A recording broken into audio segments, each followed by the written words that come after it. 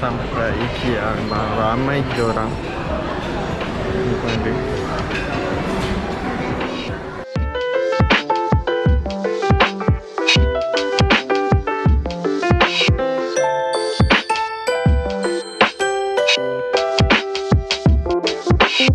Okay guys, saya jumpa yang meja yang I nak tu. Harga dia 2,500 lah.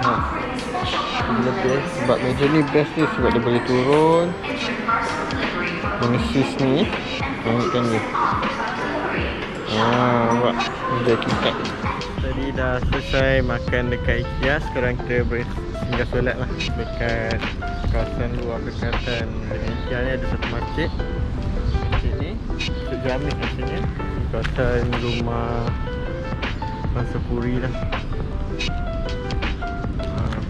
Hai guys, sekarang kita berada di Taman Botani KL.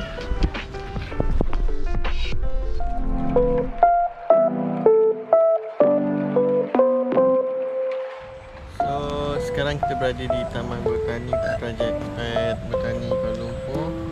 Ni tempat yang biasa dulu kita lepak lah. Sekarang musim post-covid lah actually, tapi masih ada covid lagi. Ramai orang dah start jogging, kelah. Dan suasana masih menarik lah. Ada beberapa kawasan masih tutup.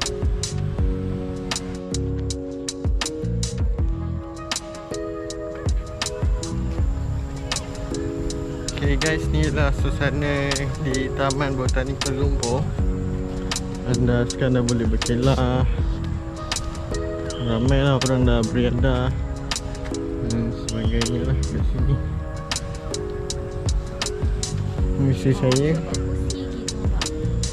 ya. Nampak tu ramai orang kat sana. Dia taksik sikit. Taman kat situ.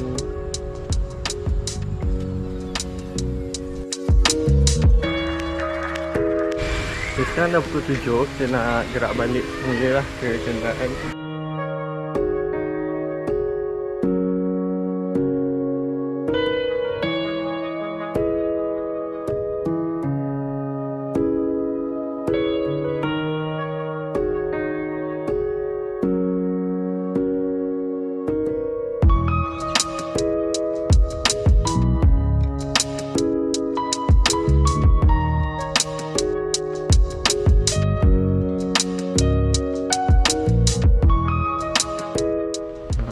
Tahu atas tu, tu ialah pejabat polis Bukit Aman.